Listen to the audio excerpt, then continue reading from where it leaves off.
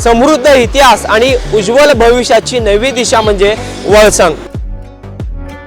सोलापूर जिल्ह्यात दक्षिण सोलापूर तालुक्यात वेगाने विकसित होत असलेलं एकमेव गाव वळसंग। सोलापूर पासून व स्वामी समर्थ अक्कलकोट नगरी पासून फक्त 15 मिनिटाच्या अंतरावर असलेलं एकमेव गाव वळसंग।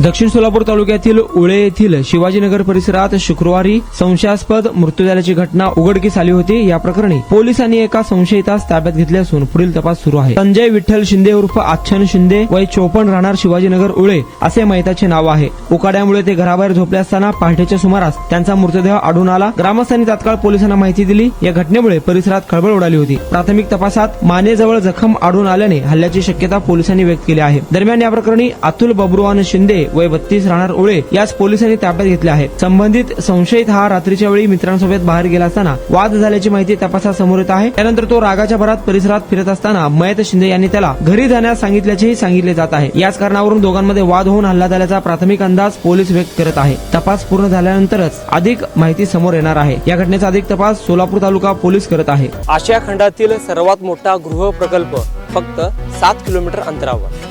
सोलापुरातील राष्ट्रीय महामार्गाशी थेट जोडलेलं गाव म्हणजे वळसंग। वळसंग शांत, स्वच्छ आणि प्रदूषण मुक्त वातावरण।